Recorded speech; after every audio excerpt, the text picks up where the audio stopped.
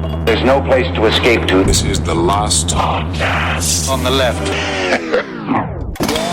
From your grave. That's when the cannibalism started. What was that?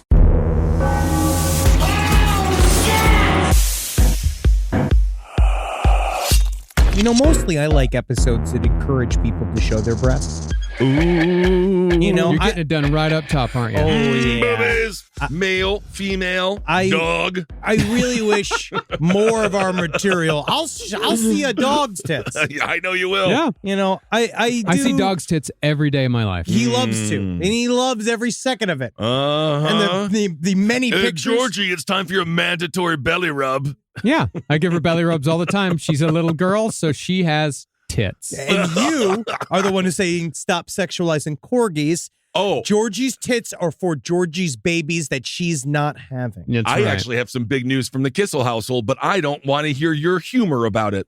But we'll start the show first. Welcome to the last podcast on the left. Oh, don't do it. What do you want to share? Big news in the Kissel household. Jerry now comes when I call him.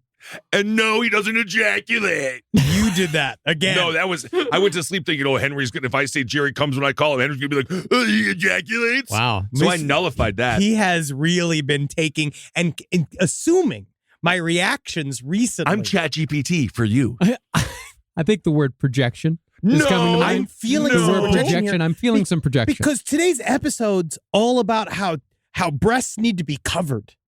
This is about hiding tits. Protected. Protect Let's say your protected. tits. All right, welcome to the last podcast on the left bed, hanging out with Marcus, hanging out with Henry, and the newly, this new philosophy. I'm that mature. breasts need to be covered as opposed to revealed for the world to see. I mean, normally, show them, flop them out. I want to see them. I want to see other people sucking on your tits. If you want to get rid of your own breasts, great. You could do whatever you want to them. I mean, I'm personally in a bit of a breast renaissance right now because I've been watching a lot of 70s movies. I watched this movie, The Vampire Happening, the other night that I absolutely adored. Nice. No less 15 to 20 pairs of breasts in that movie. Yeah. I watched this movie with Donald Pleasance called The Mutations. Great. 3 pairs of breasts in that movie. It was It's a incredible. 1970s update to Freaks, and yet they still managed to put 3 pairs of breasts in it. You know what bumped to the top of my looking at boobs search list recently? Tawny Katane. Interesting. There you go. Well, isn't that exciting?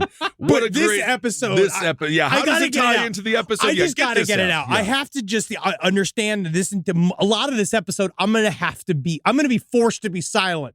Okay, good. By Marcus. Wow. Right? Because a lot of this involves really intense breast attacks. Oh. And not in a way I like a breast attack, which No.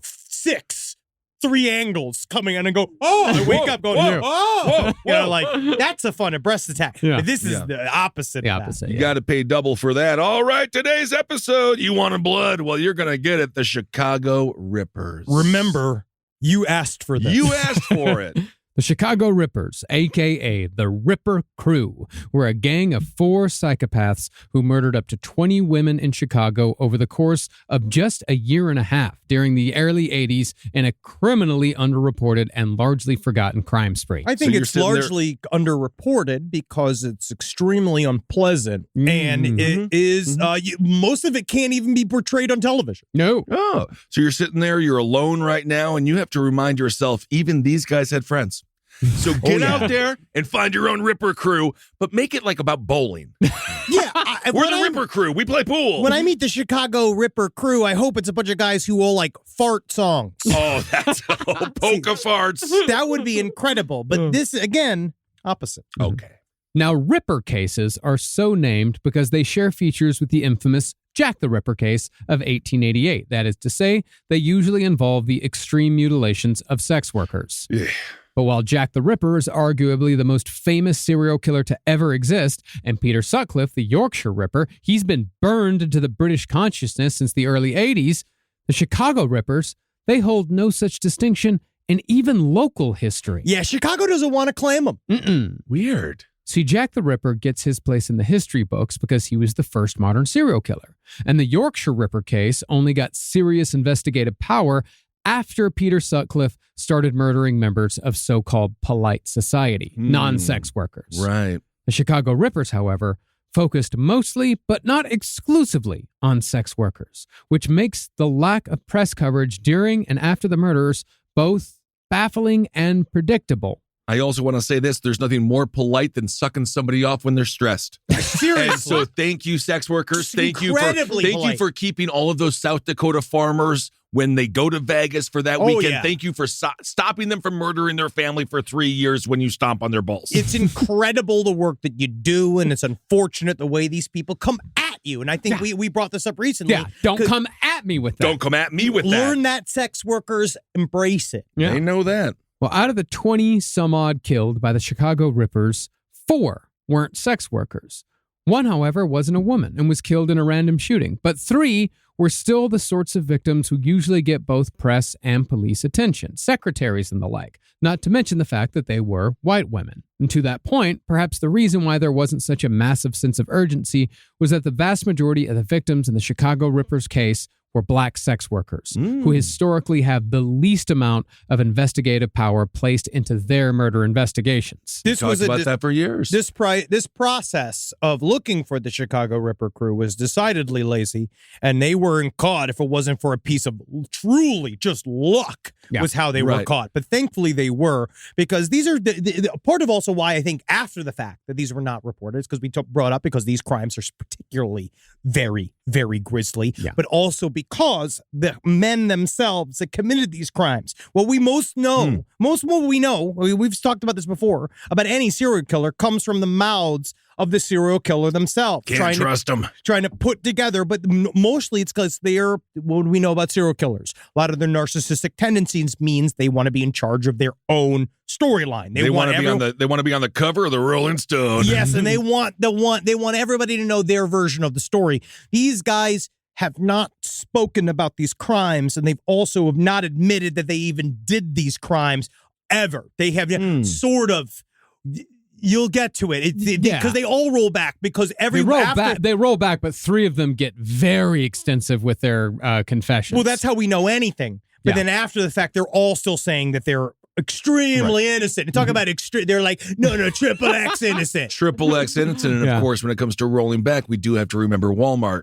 Yep. Still rolling back prices to this day. Yep. I mean, destroying our society. But at the very least, the ringleader of the Chicago Rippers never admitted to anything and is still never admitted to doing anything untoward despite mountains. No, and I'm just so happy. Eyewitness reports. No physical evidence, mind you, but eyewitness evidence. And I'm just so happy that Samwise was able there to help the ringleader towards the very end when he was like, I don't think I can kill this woman. See, this is why. And then Samwise was like, you can kill this woman. I'll carry you. Oh, we'll kill her for you. And this is where you're really important here today, Kissel. Levity. I'm bringing the levity. You're bringing the levity. You really are. And also like that your Frodo was Italian. I don't think I can do it. It says. Honestly, Frodo's a very Italian name. It does sound like a pasta. Yeah. But I'm kind of taking it back or even to doing this because I'm having a hard time kind of concentrating on anything since the loss of Gordon Lightfoot. Yeah, I know you've been quite devastated. If you could read my mind, what a tale so would tell. He also mentions Wisconsin in the wreck of the Edmund Fitzgerald. Until this day, I didn't know how many of my friends were Gordon Lightfoot fans. I'm a Lightfoot head for sure. I thought he was dead. Otherwise, I would have seen him. Sundown was like, that's how Natalie knew to avoid me during quarantine. When you listen to Sundown? She'd hear like, Sundown, when you heard that coming out of my office, she just didn't. She knew, don't go in there. That's half a bottle of whiskey right there. And then a cigar that he has one puff of, but then he's like, it makes me a little sick. Well, as we've said again and again, because it bears repeating, black sex workers, especially in the 80s and 90s, they were the ones most likely to have the letters DNI scrawled on their body bags, meaning do not investigate. And if there's no investigation, there's usually no coverage. And as it was, because the investigation and the media attention was so relatively scant during the Chicago Ripper murders, the team of 4 psychopaths who perpetrated these crimes operated with near impunity with a horrific glee throughout. All right, so we got to ask, Kansas BTK Hot Dog Squad. We're in Chicago here, the Bratwurst Boys. How bad were these cops? Were they as bad as the Hot Dog Squad? No, well, the Hot Dog Squad... At least there was a squad dedicated to the BTK's crimes. They tried. They very much tried. This was like I just guess tried and failed. But they at least... there was no task force. Okay. No, there was Involved. not. Yeah, because some of the hot dog squad guys like died with the BTK folder on their nightstand. Okay. Like that never gave up. I mean, it was, on Covered in it was mustard. mostly, it was keeping the water rings from getting on their nice furniture. You don't want that to happen. The Chicago Rippers would remove breasts with piano wire and have sex with the wounds, either before or after they tortured the victims with homemade implements, and it was always done in a mobile chamber of horrors that took the form of a customized red Dodge van. Man, can you Bit of a imagine toy box killer vibes with that. just being around Robin Gecht and even just seeing a grand piano, and it's like, I could cut a lot of tits off of that Right. thing. Right? Like he can really fit. And then if he saw a harp, Oh, he'd go crazy. he'd be like, oh, I don't have to disassemble. I don't have to disassemble it. Yeah, It's right there. that's- I can go, oh, look at that. You just go walk by fast. Sounds like our business manager there. But that's good. Have you seen Active Killing, that documentary from back in the day? Yeah, it's I incredible. learned that you could kill a lot of people with piano wire, and I didn't know that. I mean, I knew it, but I didn't really know it. And Yeah. the mob uses it too. Yeah. Yes. But we know about the victims and what happened to them because 3 out of the 4 Chicago Rippers copped to the murders during the investigation. 75%. 75% ain't bad. 75%. Ain't bad. That ain't bad. The ringleader, however, never confessed, meaning that it is highly likely that his body count is much higher. I utterly believe that Robin Gecht did a lot more Yes. than what he said. That was his name. His name was Robin Gecht. Very sissy name. It's a string. Gecht. Yeah, he's one of those guys where like even as I'm trying to like joke around about him and going in for information about him, this guy is in the world of the villains gallery of serial killers. He is in the top echelon when it comes to mean and stupid. He's an Interesting. extremely bad guy. Yeah. Right. That's funny. That's a funny term because I don't really think of Jeffrey Dahmer as mean. Well, I think of him that's- as meek and weak and then scared and then horrible. Well, that's the whole thing is that with serial killers, the cliche is, oh, he was always so quiet. Oh, you would never know. We never knew Dennis Rader was BTK. We never knew that Jeffrey Dahmer was keeping all these people in his apartment. Right. With Robin Gecht, he was mean and fucked up and cruel 24 hours a day, 7 days a week, constantly to everyone around him. With the name Robin tends to be a little bit more feminine. I wonder if it's a boy named Sue situation. I mean, it's psychologically obvious the way he does his crimes. Yeah. Like that's the thing is that you're talking about, they always Yeah, kind it's of really have on the about, nose. Yeah. It's super on the nose. It's hack. Right. And that of all the things that make me upset about this story, I know. that's the top. I know. It's just been like no creativity. Unbelievable. Come on. I mean, it does sound like there was some. Show not tell. Great call. Great call. But before we get into the story of Robin Gecht and his Ripper crew, great band name. Sure. Jesse and the Yes. Rippers. Yeah. Oh, yeah. Wow. Is that from Full House? Full Yeah. House. Yeah. Wow. This is all I thought of. Wow. It's like I just see Jesse in his he had to do that weird genie outfit because they turned the song that was like a super sweet song they turned into a dance clip, and then he had to do a Right. music video, and he's like, "They're selling me out. They're selling us out." I don't remember. I remember. I do remember that. Robin Gecht and the Ripper crew. Sounds like a great mid-60s Liverpool band. Just seeing Yes. Robin Gecht next to the Beach Boys. That's You a know, match the made in Tanners? schizophrenic Yeah. hell. Yeah. Well, let's acknowledge our source today before we get into the story. For this 2-part series, we have Deadly Thrills by J. Slade Fletcher. It was very deeply Yeah. in the world of traditional 1990s true crime. This is classic old school true crime supermarket paperback. It's written by a cop. It's got everything you want. Great. If I remember correctly, it was actually sent to us many years ago by listener Jessica Shannon, because this book is actually very, very rare. Oh. Jessica, by the way, still runs an awesomely curated morbid subreddit at r/Jessica M. Shannon. So Okay. check it out if you. Does a great job moderating. Great job. Be nice. Be nice. Please be people. nice. 'Cause Please that be is nice.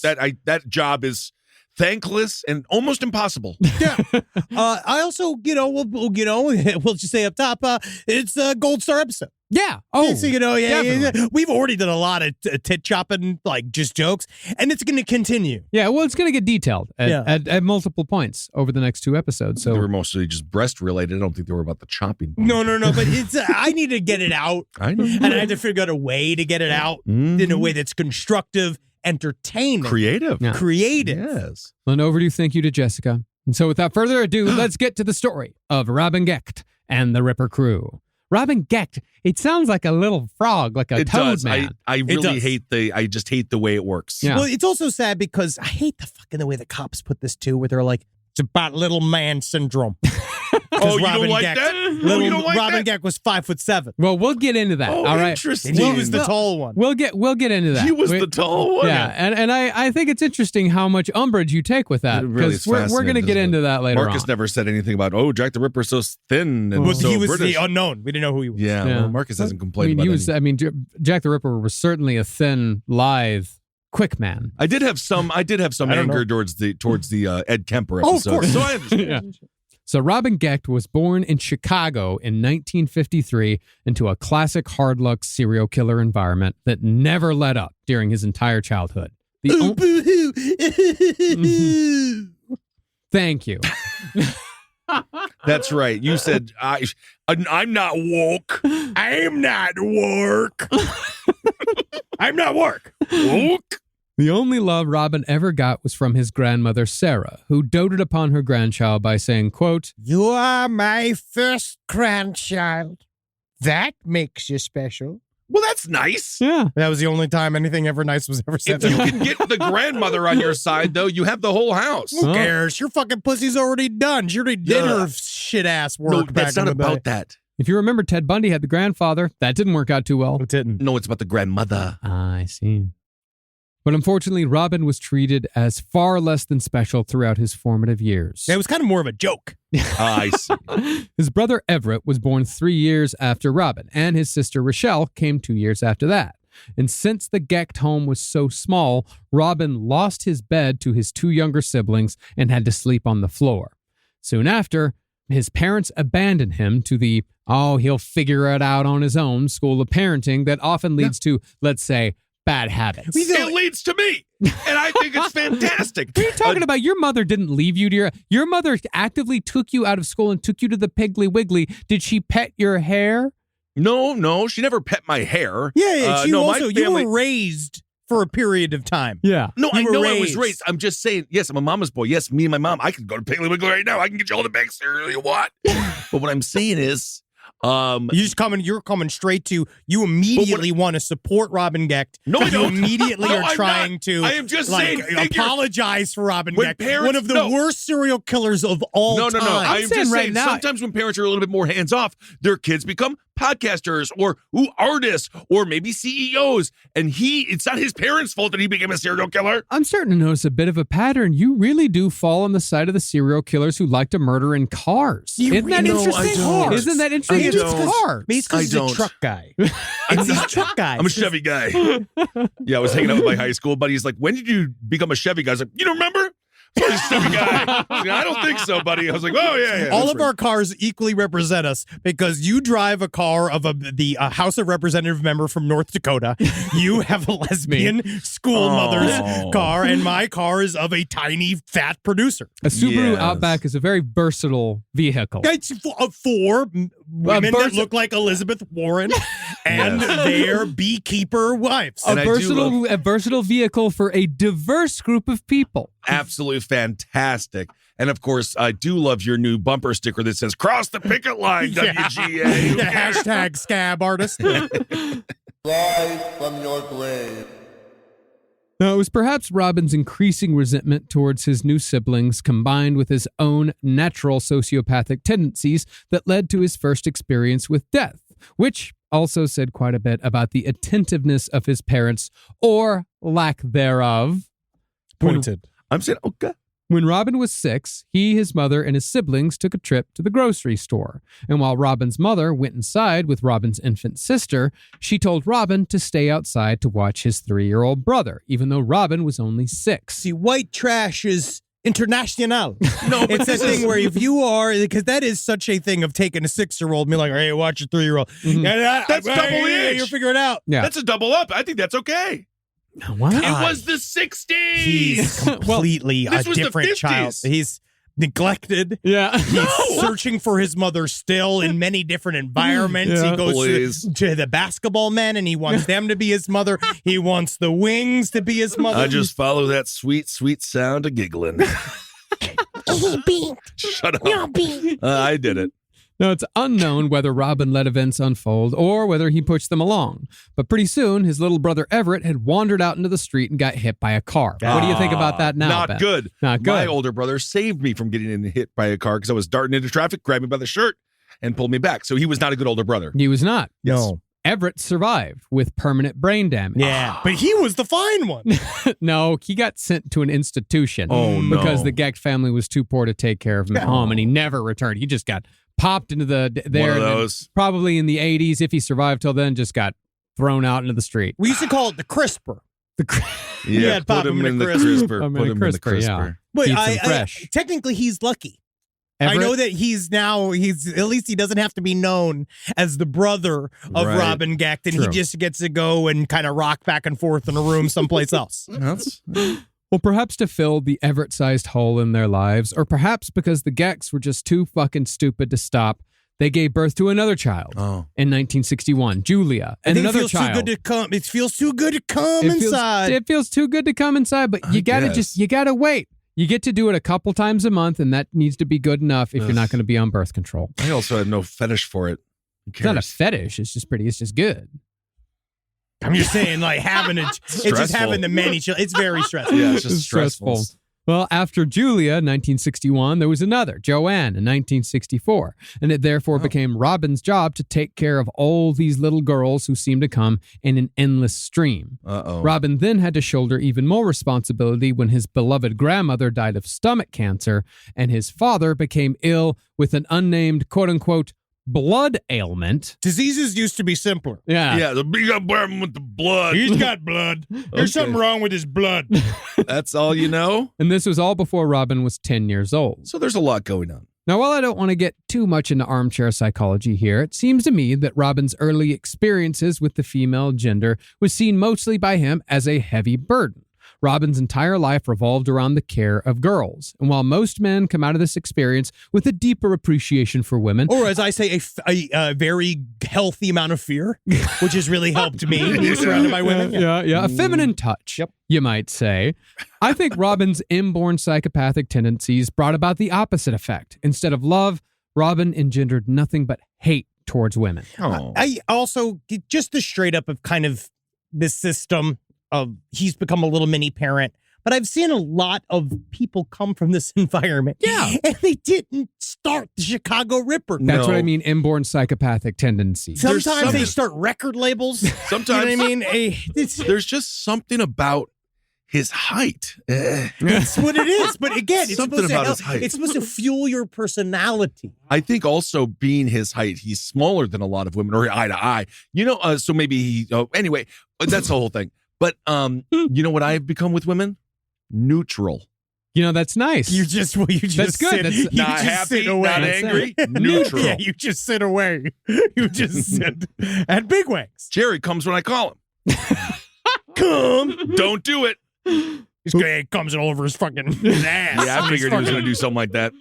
Now, Robin was, of course, a problem child at school, always fighting, stealing, and starting fires, all of which would, of course, draw the ire of his father, who always, even though he couldn't work, he always seemed to manage to muster up enough energy to beat his son, despite his blood ailment. I So mean, he's it's all just a about what you, deadbeat. it's Yeah. about what you like to do. Yeah, that's true. Yeah.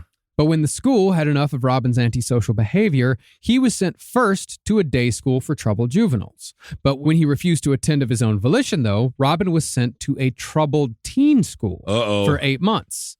Now, almost certainly, Robin was sent to the Chicago Parental School with the rest of the city's so-called incorrigibles. But as far as troubled teen schools went, this wasn't one of the worst. I looked into the Chicago Parental School, mostly modeled after military school. No corporal punishment was ever allowed. Yeah. The worst punishment also isn't the best punishment. They would give kids 24 hours of solitary confinement in a well-lit, well-ventilated room. It's like more of a cool-off room. That's not the worst I've ever heard. Yeah, the it's not- crisper. Yeah, the crisper. The crisper. Yeah. Was Yeah. Chucky there? Chucky? Part 2. Chucky 2. No. Military school. Nope. Not at all. No, I'm so scared. No, I'm sorry. Come. You could read my mind. Love. You were saying, Marcus? They did have a school newspaper. It was called The Skipper. Yeah. That's Yeah, they had the Gilligan too, but that was mostly just recipes for onion soup. Oh, that's actually great. Yeah. But after 8 months at the parental school, Robin was brought home after his grandfather also died. And his aunt quickly followed her father with suicide because she lost both her parents in less than a year. It's, again, as I said, it's a hard luck serial killer story. It's just nothing but misery and death and pain. I don't know. It sounds like you should have become a graffiti artist. Very well Or could a be shoe Banksy. designer. Yeah. Yeah, it definitely sounds like this isn't child's play. Oh, see, that's fine. Again, that sort the of name of makes the up. fucking That's movie fine. I was It's the name thinking of of the movie. involving Chucky. Yeah. Well, looking for some purpose in life, Robin, at the age of 15, began working with his dead grandfather's tools so he could learn enough electrical know-how to repair television sets. That's incredible. That's great. Yeah, this is 1968. Television sets are on the fritz all the time. He has literally 35 years of work ahead of him. Yep. Yeah. By the age of 18, he met a girl whom Deadly Thrills called Judy Carson. Judy Carson. Yeah. Okay. It's the first of many pseudonyms the author used to protect the innocent. I see. Judy gave birth to the first of Robin Gecht's many children. Oh, my But God. luckily for her, they broke up and she married someone else, leaving Robin far behind. Great. So after an extremely short-lived return home in which Robin was punched in the face by his father hours after his arrival. He didn't want him there. No. Because, Robin was a problem. Robin was a problem. Robin was violent. Robin was mean all Yeah. the time. Right. And yeah, you wonder why definitely the first marriage dissolved because of that. He was just he was not very nice. Sure. Robin, after that, drifted from woman to woman for years until he met and married 17-year-old Rosemary McCaffrey in 1975, when Robin was 22. The first child was born a year later, and 2 more children would be born between then and the year in which Robin was caught for the Ripper murders, 1982. I So wonder, he's wonder where these kids are. Do you know where his kids are? No, I don't think that need they to would be know. like, that's not my dad. Actually, yeah, I do know where one of his kids did get convicted of murder, and I think we're going to be covering that in the next episode. So yeah, Holy these kids shit. did not come out.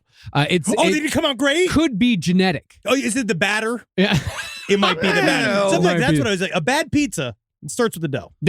Well, that is true. Well, That I is say true. a bad pizza starts with the water.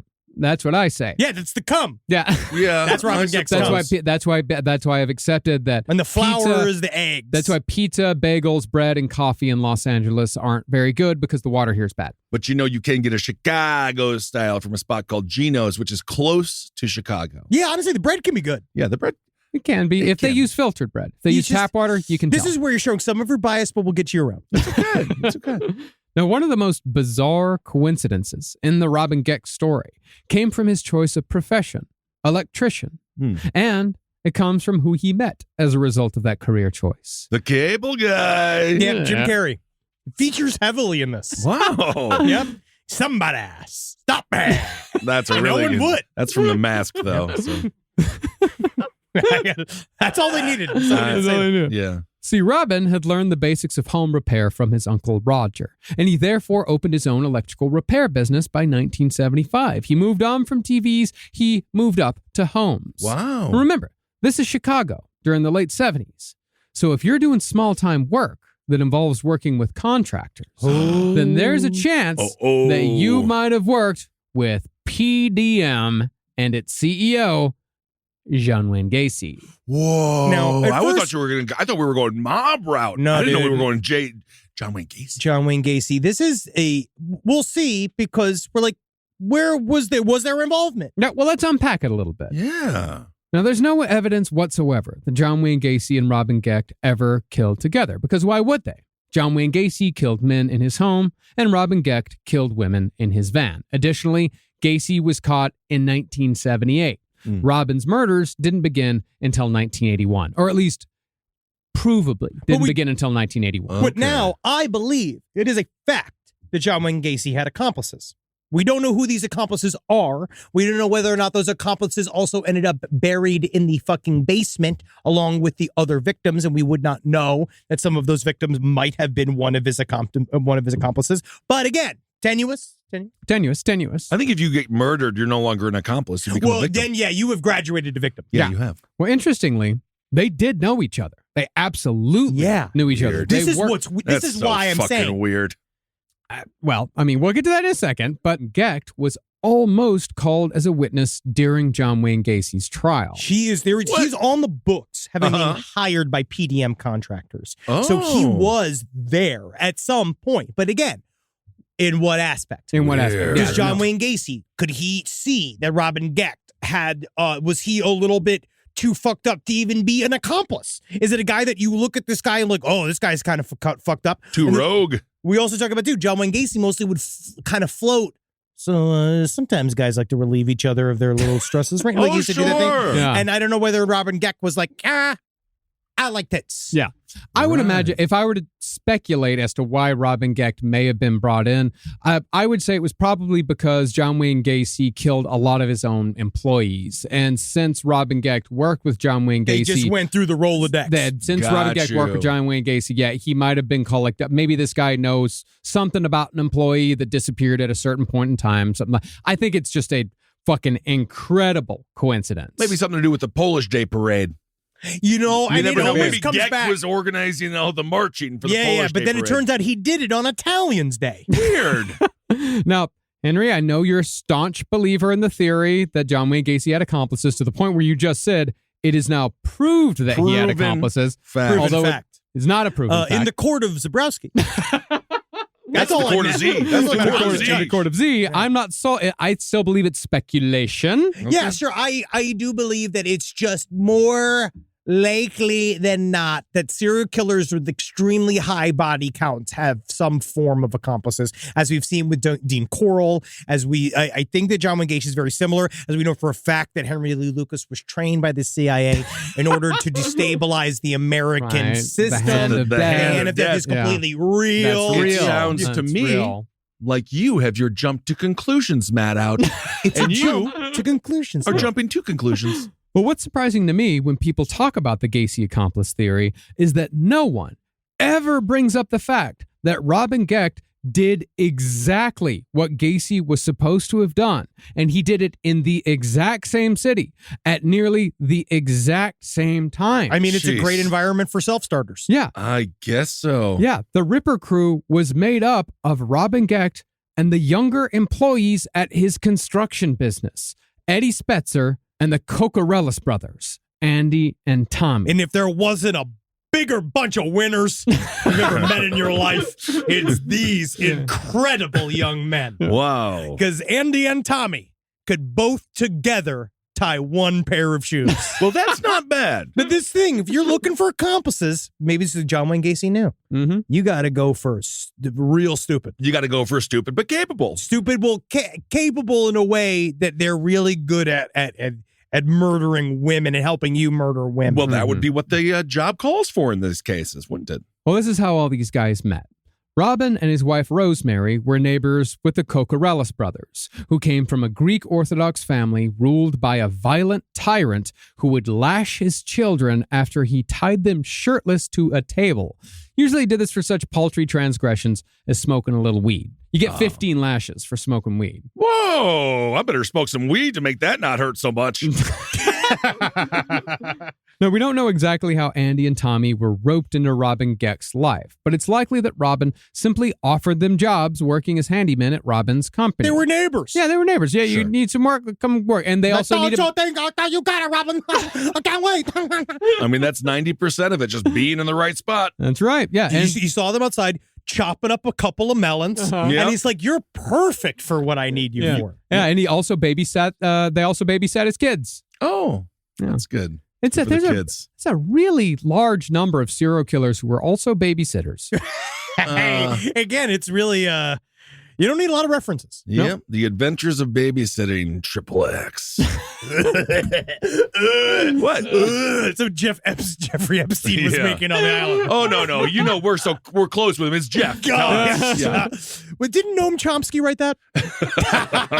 Whoa. Got it. You got him. Well, around 1978 or 1979, the timeline is pretty vague on this one. Okay. The fourth member of the Ripper crew arrived. See, Tommy and Andy Kokoraleis had a sister, and she had a boyfriend named Eddie Spreitzer. After 15 months of dating, though, the Kokoraleis sister moved away and broke up with Eddie. And Eddie, soon after, also lost his job at an auto parts store. But the best part thing is that, real relationship, when people break up, sometimes you get the other guy, right? So it's nice because in the divorce, we got Eddie. Isn't that nice? They got Eddie. Does he look like Eddie from oh my God, everyone likes to dance. They like the Rocky Horror Picture Show. No. Everybody likes to dance. That's what they do. Yeah. Well, desperate, Eddie asked his ex-girlfriend's brother, Andy, if he knew of any work. Andy fatefully introduced Eddie to Robin Gecht, and that solidified the Ripper crew lineup. Yeah, because now you got two lumpy goons. Right. You got a skinny goon, and then you got yourself because he viewed himself as the sex symbol. Yes. Now, at this point, Robin Gecht was 30 years old and the Wow. boss. He was the older authority figure. He's a little older than I expected him to be. Yeah. Eddie was 21 and highly vulnerable, while Tommy and Andy were just teenagers when they came under the sway of the surprisingly charismatic Svengali. Oh, this this is gross though. Just 30 years old, just hanging out with a goon teenager. Honestly, they all say the same thing. They call him a Svengali.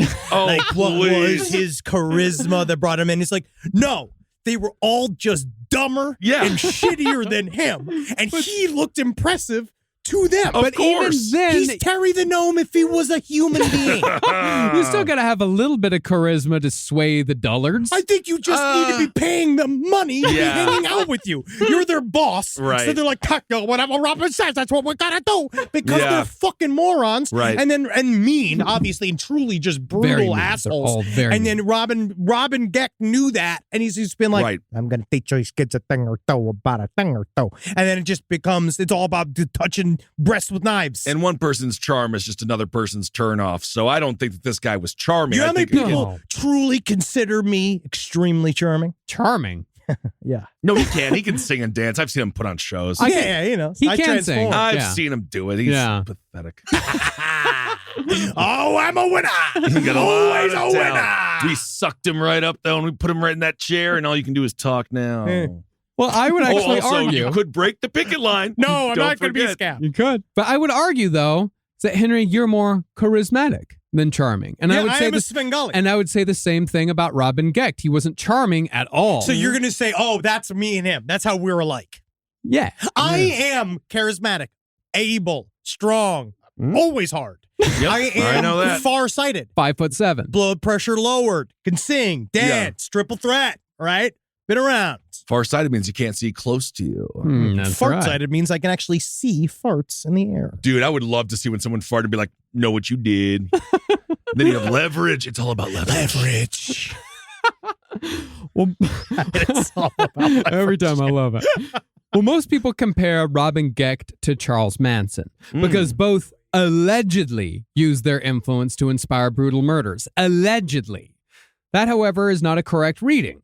Charles Manson was a bait-and-switch cult leader. He was charming. Yeah, he was charming, and he was a bait-and-switcher. He ultimately just wanted to convince a bunch of 18-year-old girls to leave behind the groovy Los Angeles hippie lifestyle of 1968 to go live in Death Valley where they could ride dune buggies all day. Do you remember we had that? Well, it's top secret where we got this information from, but we had an inside line who was a very close, quote unquote, vague friend, pen pal of Charles Manson, and talked about that, about the cart of Charles Manson was very much just into as much pussy as he could consume. Yeah. And they do say that Tex Watson, I don't think there's a Tex in this story, was truly a great manipulator and has his own cult in prison. Yes, to this Robin day. Gecht is the two to combine. He's combo. Okay. But Robin Gecht, he's more of a bullying manipulator. Yeah. He found 3 young men who were highly suggestible, and if we're being honest, they were not in any way what you'd call bright. They I think were- we've established they're really stupid. They were medically dumb. Yeah, Tommy Kokoraleis had an IQ of 77. Yeah. And if you Yeah. listen to him talk, he is definitely spinny. Yeah. You know what I mean? He absolutely is. Yeah. But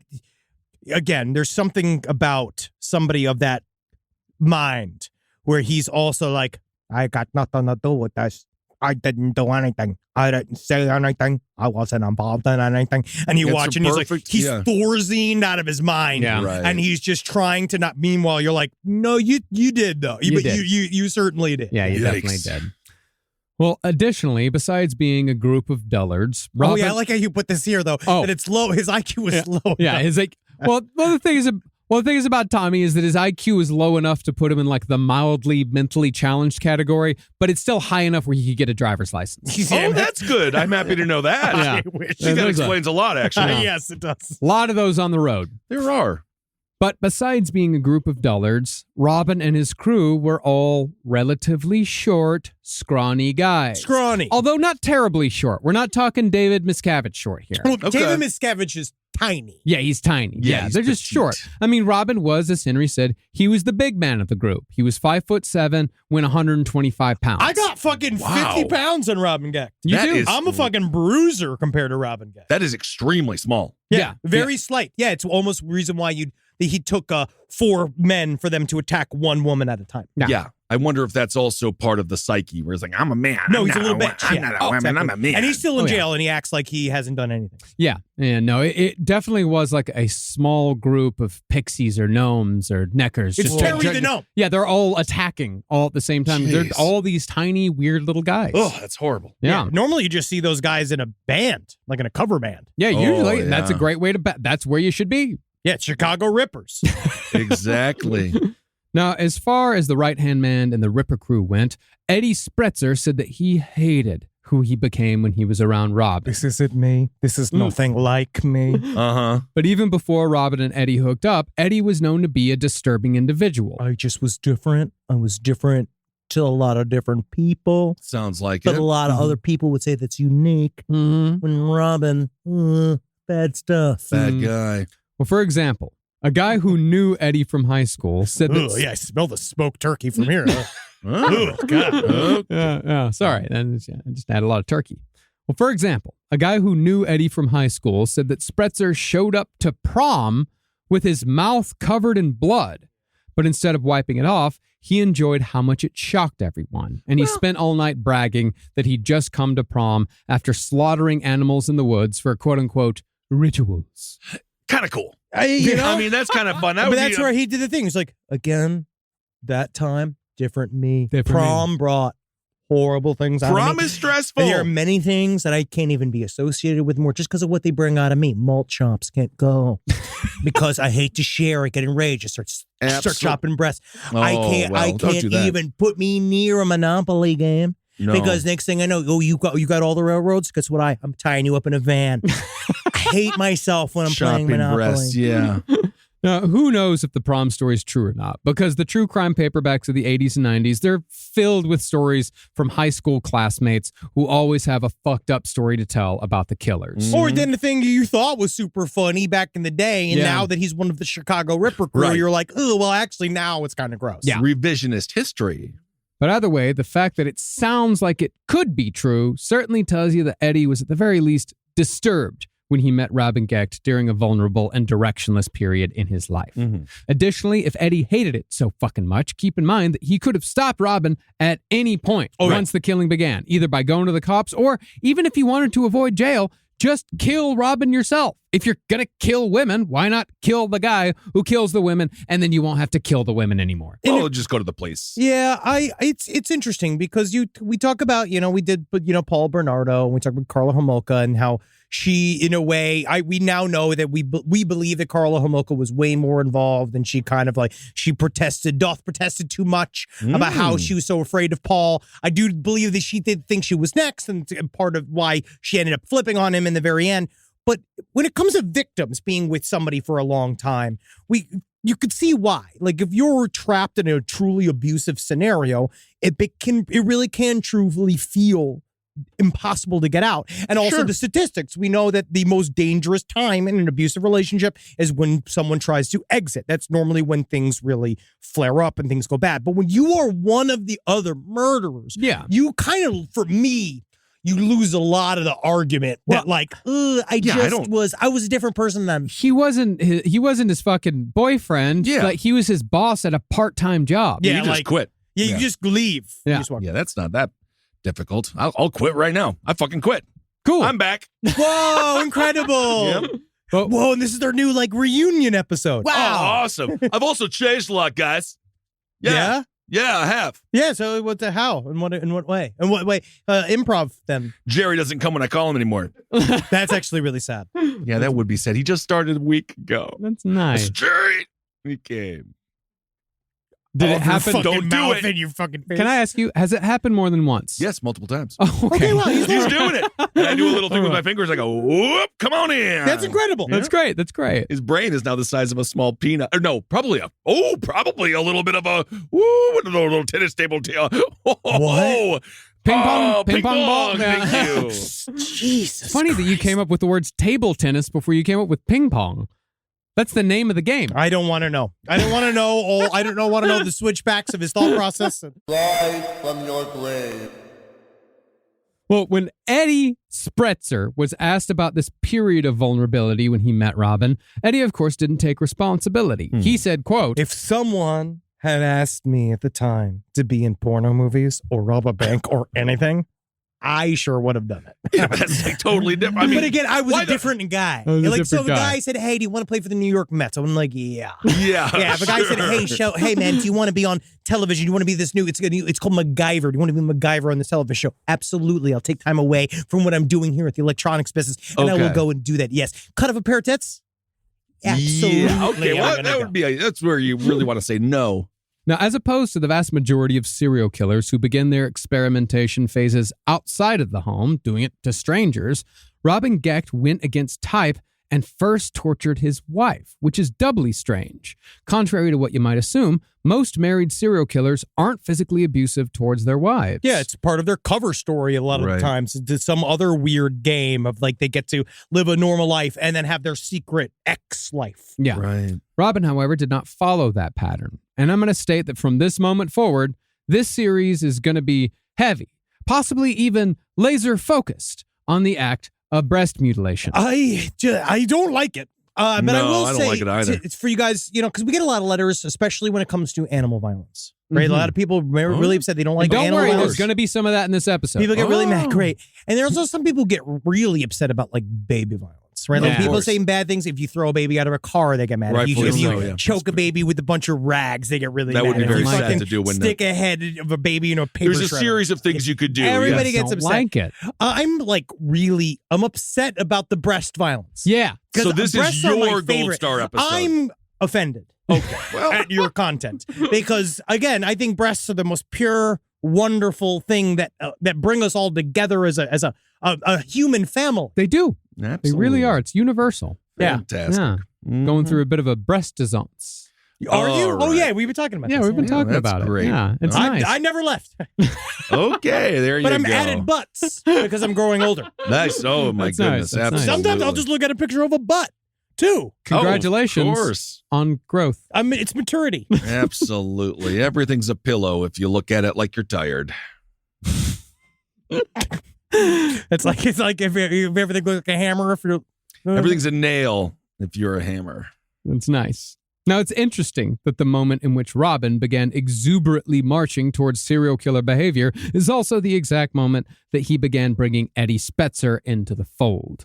See, after Eddie worked for Robin for only 5 months, Eddie went to Robin's house to find that Robin had cut off his wife's nipples. What? And had simply left her there to bleed. It's really. Oh, my this is very God. fucked up. No, the domestic violence against Rosemary is the worst I've ever heard of. And he slowly built up. I feel like, we see people ramp up. We see serial killers ramp up their violence as they go. But normally it's outside. We've talked about this, but it's outside of the home. It's weird because it felt like he was getting truly comfortable with the violence with his family first. Yeah. Well, Eddie took her to the hospital, but before he could talk to the cops, Robin intercepted and told him that the crime could just as easily be pinned on Eddie. That does not even make sense. That's what you say to a moron. Right. Well, I mean, if there's one thing Robin Gecht was good at, it was stone-faced lying. Robin also told Eddie that if he went to the cops, he'd show them pictures of Eddie and Rosemary having sex. Although I'm not sure if Eddie ever actually had sex with Rosemary. I don't know. It This could is be. like It my could mom be. got a spam email that was just like, we've hacked into your accounts and we have nude pictures of you in the bathroom. My mom called me fucking hysterical. Be like, how did they get nude pictures of me? Well- how did they see me nude? Henry Thomas. This is like, 11 a.m. And I was like, I don't What know. are you talking about? She's like, they sent an email and they had pictures of my breasts. And I was like, that's not possible. So again, this is how you lie to someone who doesn't know. It is interesting how you shoehorn that story in. Fernando brought up on Top Hat, a Roomba did take a picture of a chick taking a dump and put it online. So your mom, if your mom has a Roomba, your mom might be, honestly, if that does happen. I don't know. I let it see. I might have to pull a Tom Green and just paint your side of your house. If there is a picture of your mom naked, just gonna yes, of paint it course. of your mother naked. No, we can't have a Roomba because it scares Wendy. Yeah, I it's weird. I don't enjoy them. No, I like All it. right. I wish I had a little robot pet. Mhm. Yeah. Well, the thing is that Eddie maintained that the only sexual contact he had with Rosemary was the one time he applied lotion to her breasts while she was sunbathing topless. What is it? Summer rental with I- John Candy? I kinda like that it, would yeah. be. Yeah. It's 19. kinda- It's 1979, man. Like shit's different. It's so interesting for Robin to do this crime. And then he says, like, I have pictures of her, having sex together, and I'm going to do something. I'm going to show the world about this. And then Eddie's like, the only time was the one time I just massaged your wife's breasts before she was sunbathing topless. And you could just see Robin going, you did what?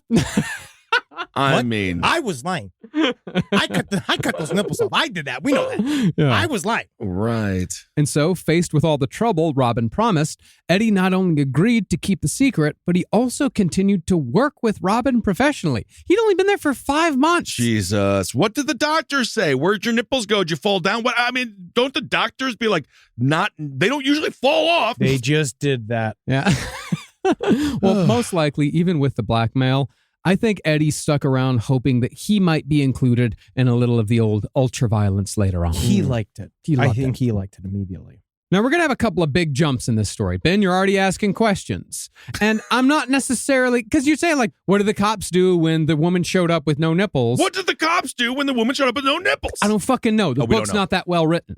Oh. No, it is Like, not. And Does it come with 2 plastic nipples? we did a lot of, honestly, those were incredible. Yeah. Because it's just nice to see what other kinds would look like on them. Isn't Yeah. that fun? And Robin himself never confessed to any of his crimes. And the people who did confess to the crimes are fucking morons. Right. And then half lying, and then we don't know what's up or what's down. But I also wonder if it comes down to just straight up domestic violence at the time. Ugh. If she did not Worst. want to press charges, if she didn't want to, Yeah. they might not have even just showed up. You might have just been like, because even she talks about how his obsession with her breasts got and hurting her breasts kept rising and getting bigger and bigger and Yeah. bigger. And he was like, I want to see how they work. I want to see the inside of them and stuff. Nothing tough, masculine, cool, whatever about domestic violence. You're a pussy and a bitch. Yeah. And if you are in there, it's very tough. Yes. And hopefully there's some resources out there to get you out. Let's hope so.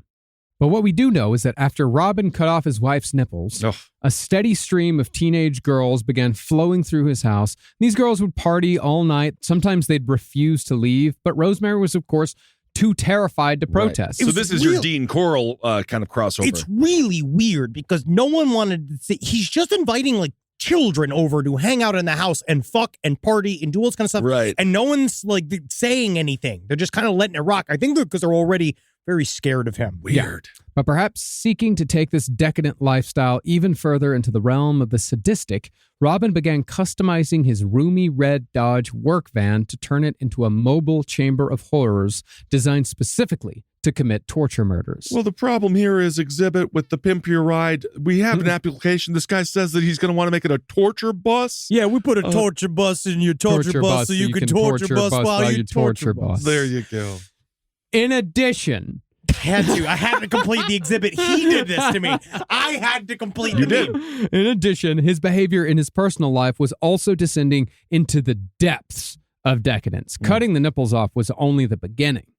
See, while Robin was married to Rosemary, he also had a girlfriend named Tina, who had quite a bit to say about Robin's lifestyle leading up to the murders. While they were together, for example, Robin was accused of raping a 15-year-old girl at gunpoint. Jesus. And Tina said he always had a wide variety of pills at his disposal that he would freely hand out, if not force on others. And that would become his MO. Yeah. Tina also said that Robin was obsessed with Elvis and had amassed a huge collection of records, coffee cups, pictures, and other memorabilia that no one was allowed to touch but him. That's a true crossover star. Do not bring Elvis into this. My God, the King of Graceland. Again, that's how big he was. Yeah, that's true. When Tina asked Robin if he believed in God, he allegedly said, quote, I only believe in two things, myself and Elvis Presley. What the fuck is that? But while Robin's obsession with Elvis was indeed strong, it paled in comparison to how much Robin was obsessed with large breasts, to the point where I would say that Robin, he was haunted by his obsession with large buddy, breasts. You live in the Midwest. You can find them. I don't that is what the Midwest is. But it's craven, weird, childish in its obsession, and then what we talk about a lot in this, where there's something about the people that do these extreme crimes have this sort of a childlike, it's an immaturity that is diabolical. Right. You know, like because Scary. it's scary because it really is surface level, obsessed, wanting, like, because one thing Keaton was mind was that he had read stories about quote unquote like uncultured civilizations using breasts as like bags, like using them as like fucking, they would tan them and use them as like holding bags and he was like, as totes, and he was like obsessed with shit like that. It's like, I don't, because I like boobies, but I like them on a woman, no blood on the inside. Blood can be on the inside, and then I like it nice. I like it to be friendly. I like everyone to be happy with showing the boobs. I like happy boobies. I like happy boobies. Happy, where everyone's happy, it's all happy, we're all they smiling, look happy. You know, like I have huge tits. Yeah. Real nice melons on you there. And of course, the booby person's brought to you by Boobalingsia. Boobalingsia. Boobalingsia. Boobalingsia. Is that a new, Fernando, is that one of the new ads? Do we have Boobalingsia? Is that the new, like, Balenciaga. We are not advertised by Balenciaga. No, we are not. Well, this infatuation with large breasts, Robin said he explained it away by saying that it was genetic. Sure. He said, quote, it's a thing with my entire family, going back as I'm told to my great-grandfather. Each of us men have married large-breasted women. My ex-wife is a 39D, and yes, she was very satisfying to me. Well, okay. Why? Well, then, okay, go on. He was just it is weird. But then why does he hurt them? Because he's fucked up. Yeah. Right. And what was more, Robin was also obsessed with how breasts worked.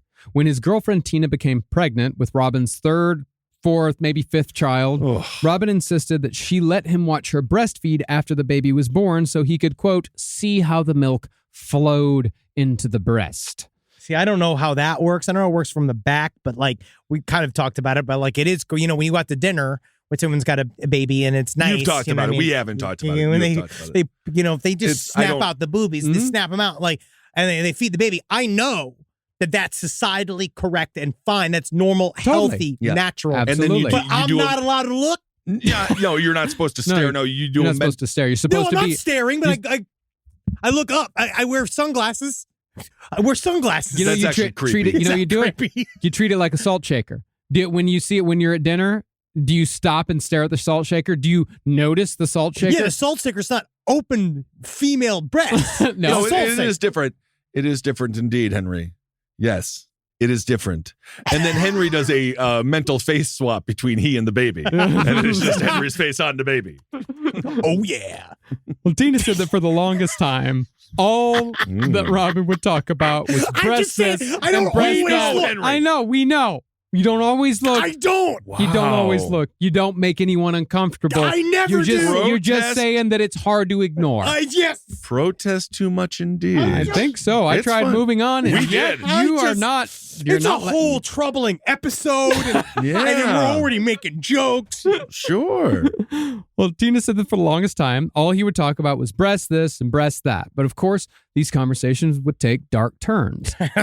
Yes. I To that guess. point, Robin was always after Tina to cut off her own nipples so he could see what was inside.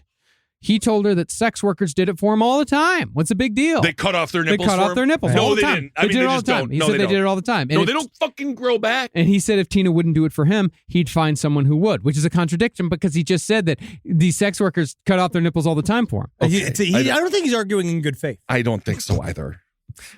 Well, as far as where Robin wanted to have sex, it seems like he was taking his customized torture van for test drives of a sort with Tina, both in the coital fashion and in the torture fashion.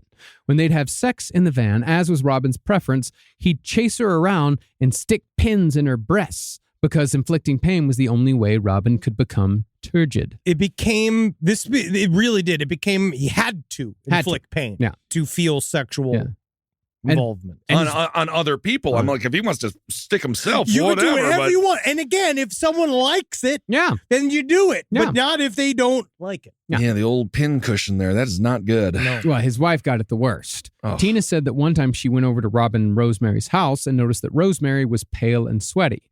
When Tina asked her what was wrong, Rosemary lifted her blouse to show that Robin had stuck 6 hat pins into her breasts. And Rosemary said that Robin refused to let her remove them until he said so. He'd injected Novocaine into her breast so the pain would be bearable enough for her to go about her day. But nevertheless, the wounds still bled constantly. Horrible. Now, naturally, Rosemary was terrified of Robin to the point where she would actually confide. She was confiding in her husband's girlfriend. Yeah. Because she had no one else to talk to. Well, he cut them off entirely. He cut the whole world off inside of this house. It really was. This is a world of nightmares. Yeah. Besides the further breast mutilation, like lighting her breasts on fire after dousing them with lighter fluid, he would do extreme breast bondage. Robin also involved her in humiliating bestiality and animal cruelty. Dude, this is toy box killer shit. Oh, dude, Well, this is it's one a of different. the. It's a different kind of bestiality. This is one of the. I want to say this little section is one of the worst stories I've heard almost in our entire show. Yeah. Also, why did you pitch that like a cult leader? It's a different kind of bestiality.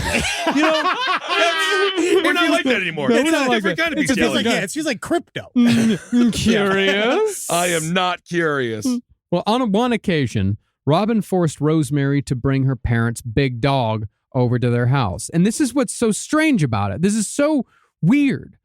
He made Rosemary bring the dog over so he could have sex with it. And so he would make, because he wanted to make her watch him have sex with the dog. And to prove that Robin did it, when Rosemary told Tina about it, she had a pair of Robin's underwear that was like covered in dog hair. Oh my God. And I just feel that I see Fernando frowning. It really is. I It's really so hope bad. he's getting beat up right now. He is. They are in he's- solitary. Yeah. They can't go anywhere. And later, when that dog was about to have puppies, Robin dragged it to the basement, beat it to death with a baseball bat, and cut out the puppies so he could store them in jars of alcohol as a macabre decoration. And I do want to point out they were not his.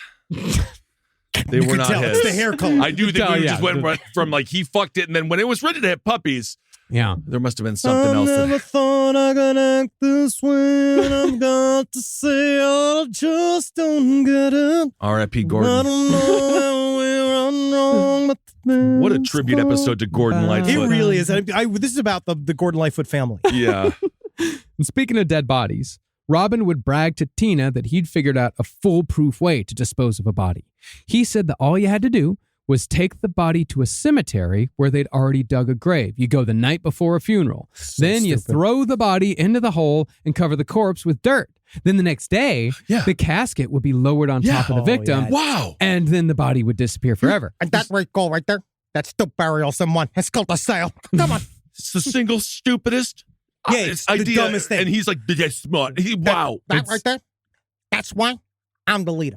this is what is so scary about all of it, all the work, all the self-improvement, everything we try to do as a people, and then it's just morons. Yes, Yeah. truly. Well, It's because all again, fucking Stephen Paddocks out there. dumb and mean it's a truly powerful combination. That is because you don't true. care. Because if you are truly a fucking moron, you do not have very good impulse control. You also cannot understand.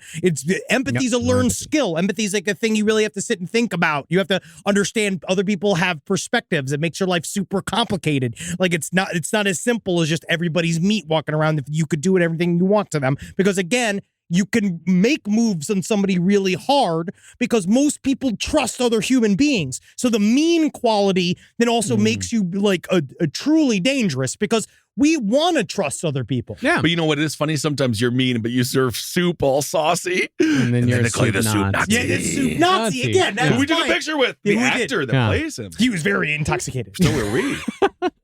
But the fact remains that Robin was quite giddy talking about the prospect of getting rid of a body, and he would indeed do something similar with one of the Ripper Crew's early victims, and it actually worked. Now, before long, Robin's fantasies of actually killing someone began to inch their way into reality, and he wasn't at all concerned with who saw him doing it, nor was he concerned that anyone was going to turn him into the police.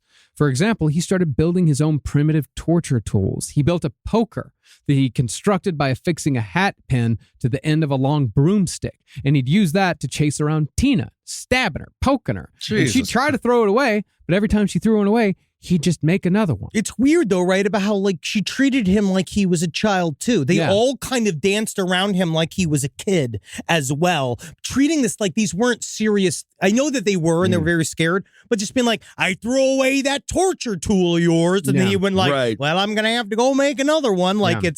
it's his favorite recliner. Yeah. And I just searched hat pin, and they are quite large. They're very large. big. Yes. More disturbing, however, were Robin Gecht's homemade axes.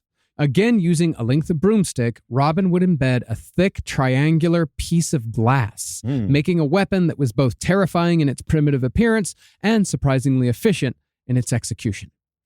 And tragically, that first execution would occur in late May 1981. 3 years after the prosecution of John Wayne Gacy. So I think it's Got keeping you. us in this world. Remember, Yeah. like this is the height I of wonder- serial killer like panic in America. I wonder if he saw what John Wayne Gacy did, and I wonder if he normalized it. Whereas like, that just happens here in Chicago. It might. I don't I know. mean, who knows? Well, again, we don't know how the idea was first brought up, but starting in 1981, Robin, Eddie, Tommy, and Andy started taking out Robin's red van into Chicago to pick up sex workers to assault, and eventually they would work their way up to murder.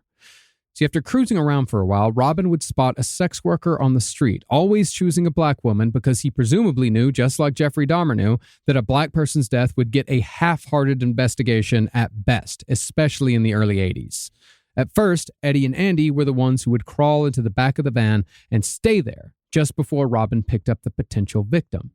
They'd then wait for 2 taps from Robin, and at that moment, they'd burst out the back doors and force the sex worker into the back of the van, immediately creating an atmosphere of terror. Again, Right. it's 4-on-1. Chaos. It's Yeah. absolutely horrible. Oh, It's it's horrible. just horrible. Yeah. Usually it was 3-on-1. Yeah. Well, then Strangely every enough. once in a while when Eddie would come around. Yeah. It's Or just- every just- once in a while when Tommy Yeah, would Tom, come that's in. what I meant, Yeah, Tommy. Tommy.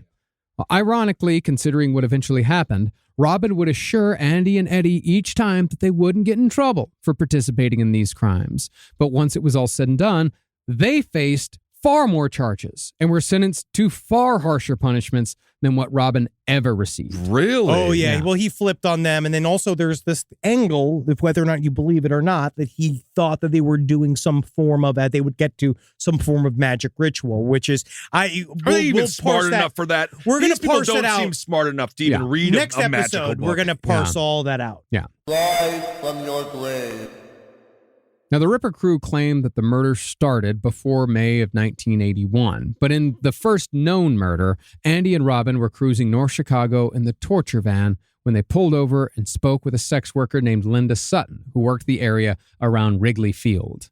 After getting into the van, they drove her to a popular spot 30 miles away where sex workers could get the job done for an hourly fee, a place called either the Moonlit Motel or the Rip Van Winkle, depending on the source. I've heard 2 things. Rip Van Winkle is a very scary name for a hotel. Yeah, I Isn't would the not- lore that he was like eating kids? Yeah, nothing with No. Rip in What it. the fuck is Rip Van Winkle again? He slept too long. Still, it sounds like he's dead. It still sounds like I don't want to be in a motel. It's a place where you Didn't he sleep have forever. some golden hair or some shit? No, I think that is Rumpelstiltskin. I'm thinking Rumpelstiltskin. Rip Van Winkle just slept too long. He slept too long. He slept too long. Yeah, he slept and he slept and he slept, and when he woke up, he had a big beard, and it was like 200 years later, and he was very sad. What's the story? Don't sleep too long. Don't sleep too Why? long. He lived. No, because you miss so much. Who gives a fuck? what are we missing? See, very interesting. A takes on tale. Yes. But either way, a third member of the Ripper crew, Eddie Spreitzer, he was at the motel waiting. This was all pre-planned. This is like Devil's Rejects. Yeah. Yeah. Now, Linda immediately recognized that something was wrong here, and she refused to get out of the van. But on Robin's orders, Andy and Eddie forced her out, and while they held her down, Robin punched her in the face until she crumpled down. But instead of taking her into the motel, Robin and Eddie dragged Linda to a field behind the motel, while Andy returned to the van and watched from the front seat. Now, according to Andy's later confession, Eddie held Linda down while Robin raped her. Then Robin pulled out his homemade glass broomstick axe and struck Linda 3 to 4 times in the chest. He then took a length of piano wire and severed Linda's left breast before returning to Andy. The two of them left in the van while Eddie left in his own car, of course leaving the corpse behind in the lonely field behind the Rip Van Winkle, where it would stay until a housekeeper noticed the stench 3 days later. Oh, do they take the breast as a prize? We'll get to that here in a bit. Now, even though Linda Sutton's body had been exposed for just a few days, the large wounds inflicted on the chest, in addition to the removal of the breast, had allowed bacteria, parasites, and maggots to break down the tissue at an accelerated rate, giving the appearance that the body had been there for weeks. Yeah, I was watching some old school, old-fashioned true crime docs about this, and they're all like, mostly parasites enter through the mouth because it's already an open hole, and they search their way through the anus to find their way to the sweet, sweet guts inside. And you're like, all right, buddy. No, I know you're getting too hard on I it. know you like this. Yeah. I was watching a thing on when they find bodies, the people that go in and clean up the bodies, and the woman that ran it, she's like, we think those little bugs are like our best employees because it just takes one fly to lay some larvae and then they just eat the human flesh. She's like, those are our best employees. You're like, oh, good. Disgusting. Disgusting. Great. Yeah, it takes a smile. The way they takes you a like, smile. sometimes there's brain fragments, but they just take care of it. I That's was like, your- what I are like you doing here? When that person likes their job, I'm fine with it. I love it. God. Somebody's got to like it. Yes. Someone. Now, to be fair, this was not necessarily a DNI murder because police did investigate just a little.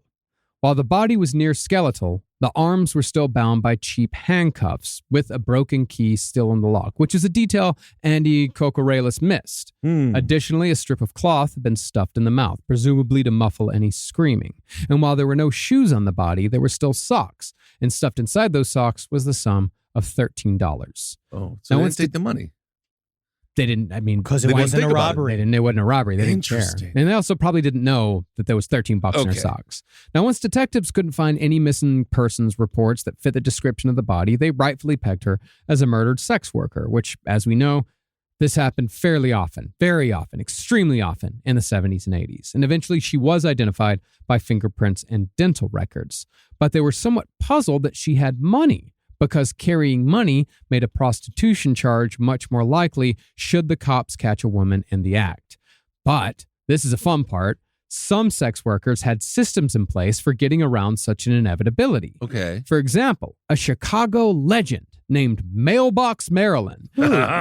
She would ingeniously That's carry my wife. Yeah.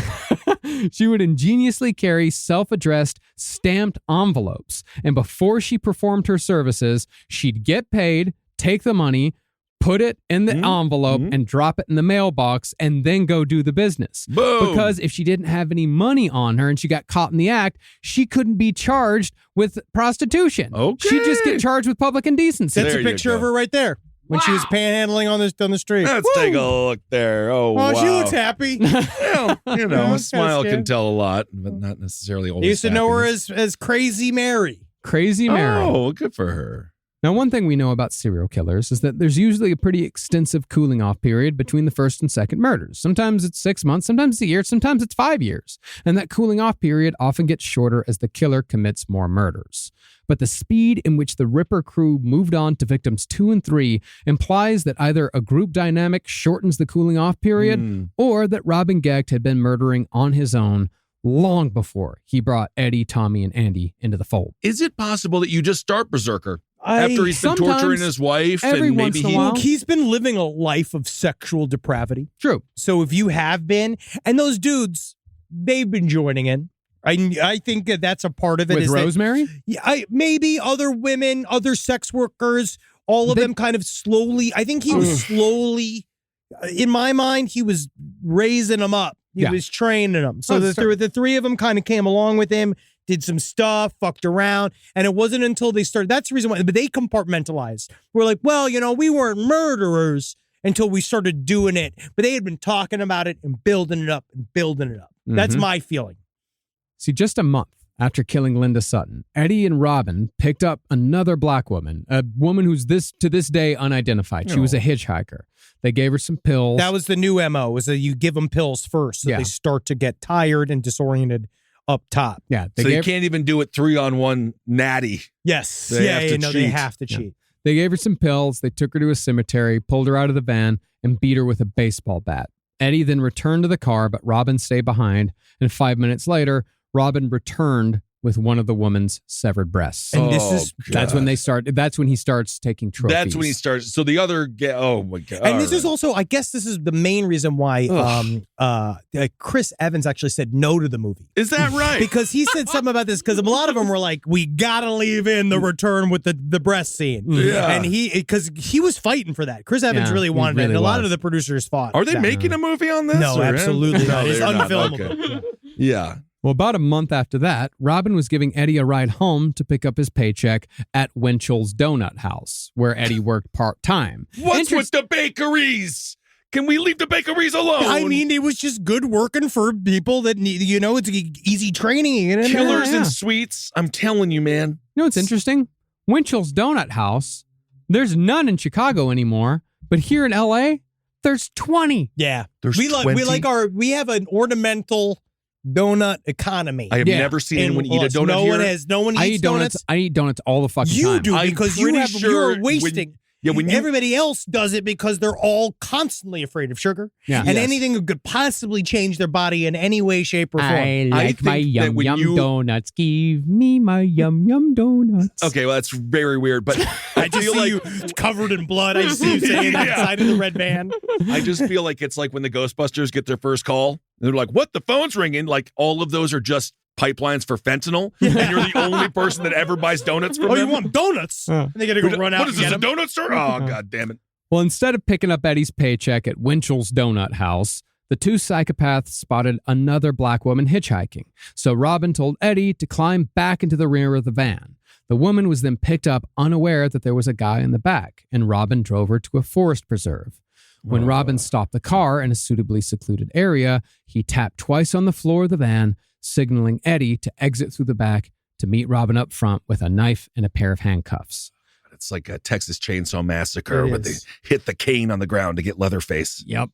This second hitchhiker, also never identified, was handcuffed and led into the woods by Robin alone. And when he returned 5 minutes later, he was again in possession of a severed breast. These trophies, by the way, would be kept in Robin's van on the floor between the seats. Oh, God, what is that smell? I mean, it's what to keep the van from reaching a Randy Kraft level of gore, because remember Randy Kraft's car was quite bloody. Right. Robin kept a 5-gallon bucket and some dish soap around to clean up after every murder. Presumably this was because Robin, he was still using the van every day for his business. Yeah, it was a business expense. Jesus. Now, the Ripper crew went almost a year before their next murder, following that 3-month 3-kill spree in 1981. But when they returned in May of 1982, they killed at least 15 people Holy in shit. less than 6 months. It's horrifying. And Wow. and a fair share of them had nothing to do with the sex trade. And again, you really see it's interesting that there has been so little coverage. But as we were doing this episode, we have the book, but even the book, as we said, it's spotty at best. And we were putting together like whatever court transcripts we could find, all that kind of information, putting it all together. And it's just crazy to think like they really were terrifying Chicago for a year, and no one stopped. No one did anything. I don't know. I'd argue against it. No one knew it was happening. I guess they just didn't talk about it. They didn't talk about it. And we'll talk in the next episode. We'll begin the next episode as to partly why it wasn't talked about. The other story that was kind of taking all the oxygen out of the room. Oh, what they said was. What they said was, yeah. Okay, but there was another big true crime story taking the oxygen out of the room. It was the curse of the Cubs. Yeah. But the thing they were really concerned with the Cubs. Yeah, that goat should have been let in. But they were also, they were hiding the bodies fairly well most of the time. Their fourth murder. There's 4 people working on it. Yeah. So it's not like it's one guy doing the action and then you deal with the fallout after you've done it. And it's like you got a team of guys working to hide. But it's also 4 people, and any moment one of them could have been like, this ain't right. Oh, yeah. Yeah. Their fourth murder, it wasn't connected to the Ripper crew at all until Eddie Spreitzer later confessed to everything, because the police had no body until Eddie told them where it was. At this point, this fourth murder, the police thought it was a missing persons case. They had this woman just disappeared. That happens. They just disappear. Now, details are scant, but from what we can piece together, Robin, Eddie, and Tommy, and this was Tommy's first time out, by the way. Oh, okay. They saw 21-year-old Lorraine Borowski walking to her job as a secretary at a local RE/MAX real estate office at 8:30 a.m. in the wealthy Chicago suburb of Elmhurst. After following her into her office, where she was the first to arrive that day, the Ripper crew grabbed her and dragged her to the van, then took her to a nearby motel, where a gag was stuffed in her mouth and the beating began. Now, while Eddie claimed to have been nothing more than a voyeur up to this point, Tommy said that both Robin and Eddie raped her before Eddie took out a 3-foot length of piano wire. It was wrapped around Lorraine's breast and tightened until the appendage was severed. Taking the depravity even further, Eddie and Robin then had sex with the wound in Lorraine's chest. God. Then Robin used his glass axe to finish the job. The body was then taken to a cemetery in Clarendon Hills, where the Ripper crew hid the remains in a mausoleum, and the corpse would stay there until Eddie told the police where to look. But it was really scary. Yuck. The way she was yanked off the street was also extremely When she was yanked terrifying. out of her office. Yeah, like she was already, it's technically like safe. Yeah. Right. And they went and got her. And this is where the Ripper name comes from. Like it's why there's not one of them one of the reasons why it hasn't really been covered that much is because every one of these crimes involved this form of mutilation. Yes, and it gets even worse from here. Now, on the day of the kidnapping and murder of Lorraine Borowski, it was obvious to her boss when he walked in that something terrible had happened in the office. Lorraine's shoes were on the floor, cosmetics were strewn about the office, her keys were left behind, and police questioned nearby business owners. And in fact, one store owner in the same shopping plaza had a vague memory of a reddish-orange van parked in an area of the parking lot that was normally empty. And that was the very first seed. Yeah. Of anybody knowing who these guys were. Yeah. Now, that was a solid lead because it was indeed the van that the Ripper crew drove. But instead of following that trail, the cops listened to the guy who owned the nearby liquor store because he said that he had seen Lorraine that morning getting into a car. He said, I saw Lorraine, she got into a car, the car drove off, but I can't remember what kind of car it was. So all ridiculous. I know is that it's a car. And Was it's he, like she was he literally- sipping on his own supply? I don't know, but she was literally taken out of her own shoes. Yeah. And she didn't get into a car. Yeah. So the detective on the case brought in another detective who also happened to be a certified hypnotist. All right. Wait, now what's going on here? This guy, some guys have multi skills, but it is strange. It's kind of scary if you met a detective that was also a hypnotist. I Yeah. just It watched- does feel like a television show. Yeah, it It does. does. I just watched your Murder, She Wrote episode, which I always catch the new episodes. And the hypnotist did it by hypnotizing somebody to kill. That's cool. It was cool. I love Murder, She Wrote. Oh, it's Oh, the yeah. best show Yeah, ever. It's wonderful. Now, I prefer when I wish it was Murder, She Writes, because then it'd be more present. It would be, wouldn't it now? But she is. And I was looking she's back. not dead. Angela Lansbury is still with us. yes, she is.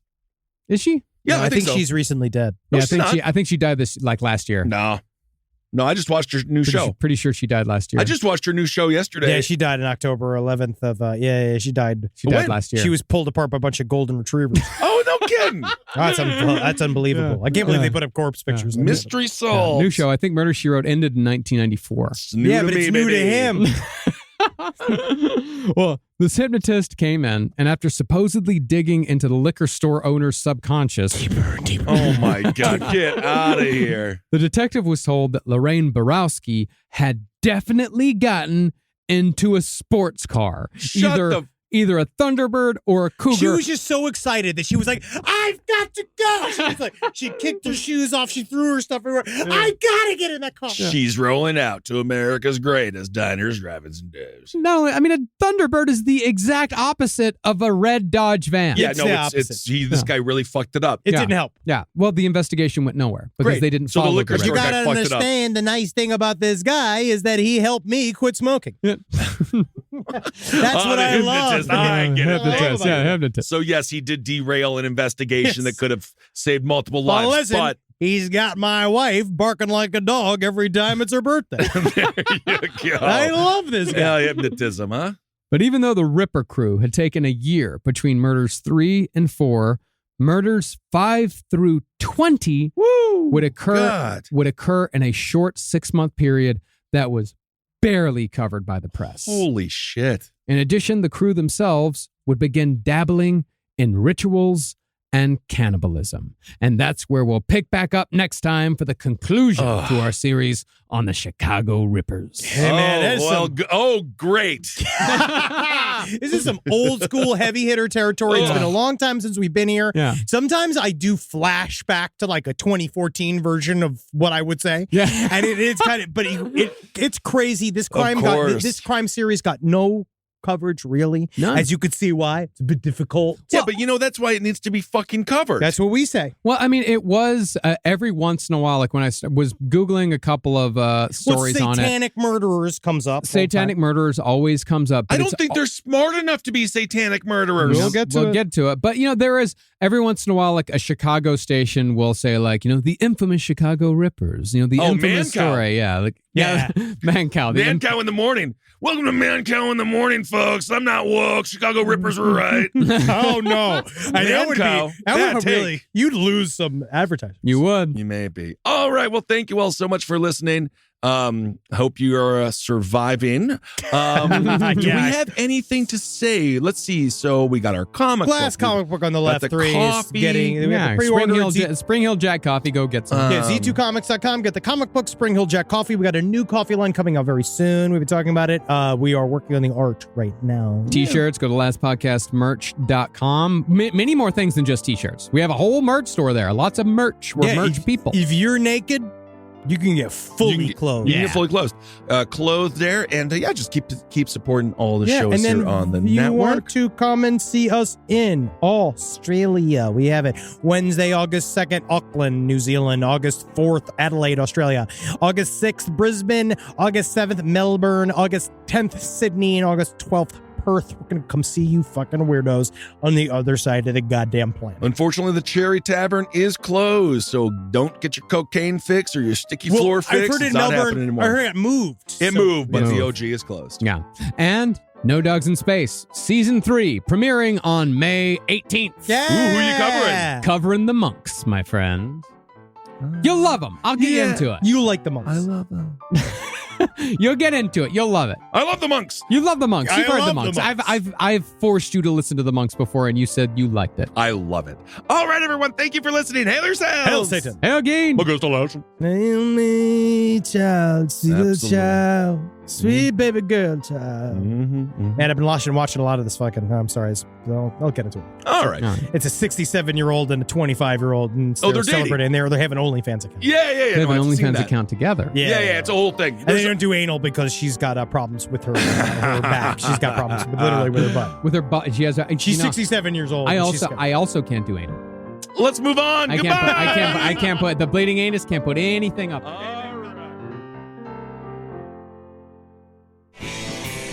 This show is made possible by listeners like you. Thanks to our ad sponsors, you can support our shows by supporting them. For more shows like the one you just listened to, go to lastpodcastnetwork.com.